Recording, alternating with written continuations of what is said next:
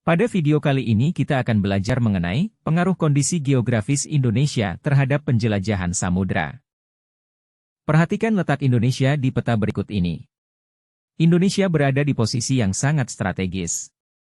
Terletak di antara dua benua, yaitu benua Asia dan benua Australia, serta diapit oleh dua samudra, yaitu Samudra Hindia dan Samudra Pasifik. Letak Indonesia yang sangat strategis, menjadikannya pusat aktivitas maritim dan jalur perdagangan penting sejak zaman kuno.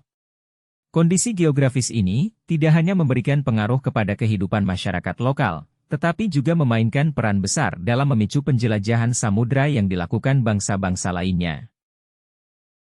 Mari kita bahas lebih jauh lagi mengenai pengaruh kondisi geografis Indonesia terhadap penjelajahan samudra, dilihat dari berbagai aspek.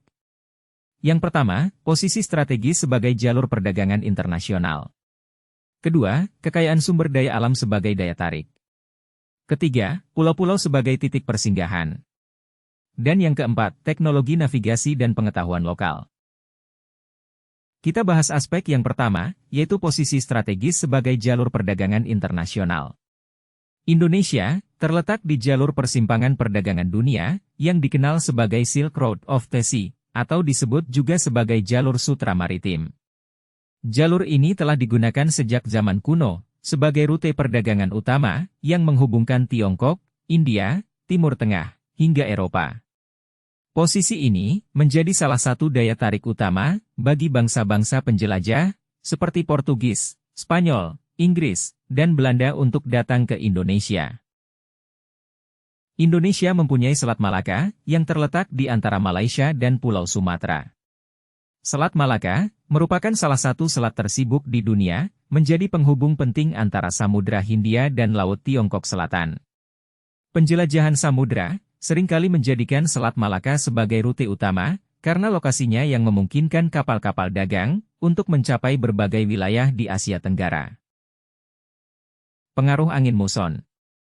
Angin muson yang bertiup secara teratur setiap tahun mempermudah perjalanan kapal layar. Angin ini membantu kapal-kapal dagang dari Tiongkok dan India untuk datang ke Indonesia selama musim tertentu, kemudian kembali ke negara asalnya saat musim berganti. Indonesia mempunyai cuaca yang stabil. Meski sering terjadi badai tropis, sebagian besar wilayah Indonesia memiliki cuaca yang stabil, memungkinkan penjelajahan laut dilakukan sepanjang tahun.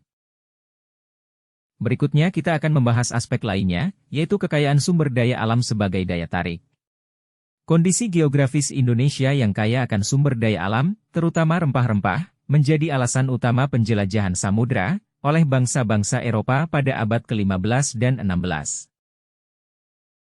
Iklim tropis Indonesia sangat mendukung tumbuh dan berkembangnya hasil pertanian.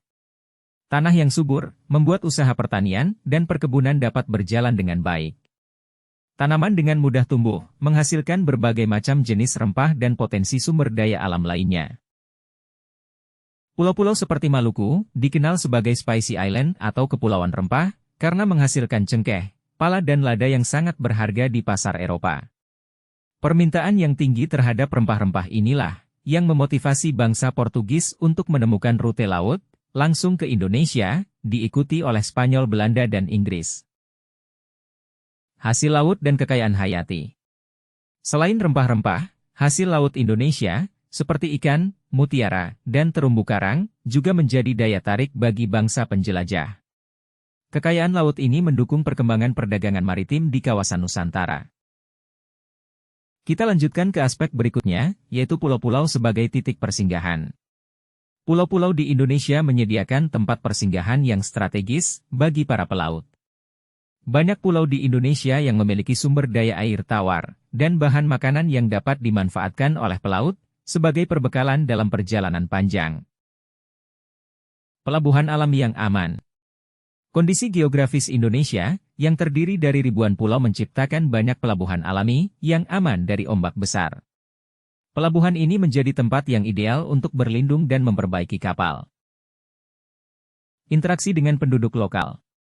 Para pelaut dan pedagang asing seringkali berinteraksi dengan penduduk lokal untuk berdagang atau mendapatkan informasi tentang rute selanjutnya. Hal ini turut memengaruhi perkembangan budaya dan ekonomi di wilayah Indonesia. Aspek berikutnya adalah teknologi navigasi dan pengetahuan lokal.